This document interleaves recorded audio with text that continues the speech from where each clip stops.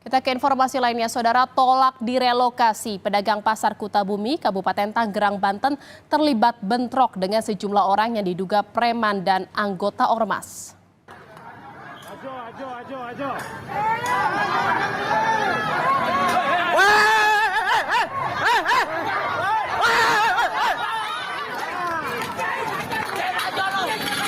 Bentrokan ini terjadi pada Minggu sore.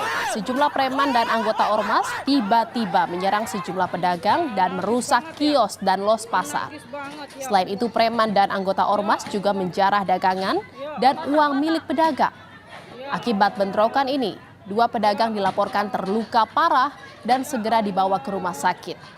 Diduga penyerangan ini dilakukan karena para pedagang menolak untuk direlokasi.